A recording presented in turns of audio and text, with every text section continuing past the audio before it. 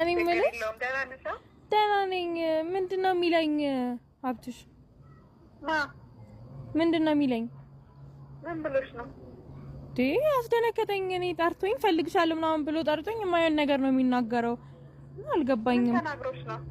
የተፈጠረ ነገር አለ እንዴ? ምን እኔ አዲስ አበባ ይቼሻለሁ ምናምን ከሰው ጋር ይቼሻለሁ ዊኬንድ ላይ እና እሱን የነገረኝ ሰው ደግሞ ሃይሚናት አለኝ። እኔ ደግሞ በፍጹም ልትል አትችልም ብዬ ተከራክሬ ደውይላት ብሎ ስላስገደደኝ ነው። አዎ እውነቱን እኮ ነው። ታዲያ እኔ እኮ ሌላ ነገር የተፈጠረ መስሎኝ ነው። እኔ ማን ነኝ የነገርኩት? አይቼሽ እኮ ነው ባለፈው አዲስ አበባ ላይ። እንዴ አይምዬ መቼ ነው ያየሽኝ እኔን ሲጀመር? ኧረ ዝም በይ። እኔ እንደውም እኮ ያየሽኝ መስሎኝ ሁላ እጄን አውጥቼ ምናምን ሳይሆን ብዬሽ ከዛ ዝም ስትይ እንዴ ምን ሆና ነው ምናምን ብዬ ለዛ ነው ለሱ ራሱ የነገርኩት። ሃይሚ አይቻታለሁ እኮ ባለፈው ምናምን። ሃይሚ ወይ ያው እኔም አብሬያት ነው ያለሁት እና እንደውም ደውለሽልኝ አንተም አለ ወይ ምናምን አላልሽኝም እንዴ? አው ብያለሁ ደውዬ። እኔ እንደውም ያየችኝ መስሎኝ ሁላ ከዛ የሆነ ሰው ማጠገቧ ነበር ምናምንና አንድ ላይ መስላችሁኝ ነው የዛኔ ነው የደወልኩልኝ።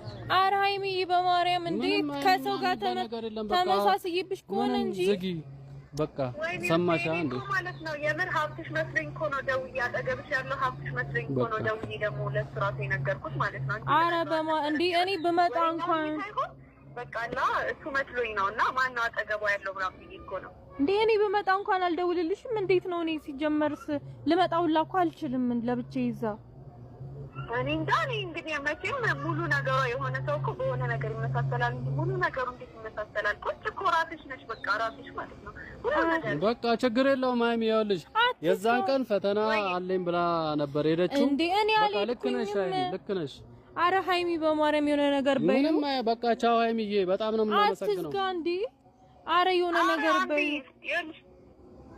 ሰሙኝ እኔ እኮ ያው እንድትጣሉ አስቤ አይደለም። እሺ ናኒ የነገርኩት እኮ እንድትጣሉ አይደለም።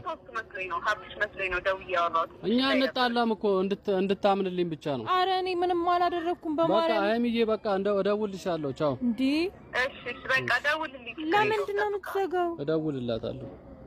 እሺ እንግዲህ አይታችኋል ቤተሰቦች። አንተ በእናትህ እንዴ ምን ሆነሻል? ማን ነው ጥፋተኛ? እኔ ነኝ።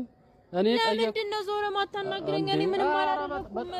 በጣም እኔ እንደዚህ አይነት ሰው ትሆኛለሽ ብዬ አልጠበቅኩም። በቃ አየሻ እንዴ ጤነኛ ነህ ግን? አመንሽ አላመንሽም? አመንሽ አላመንሽም? እኔ ምንም ያደረኩት ነገር የለም። ምንድን ነው የማምነው?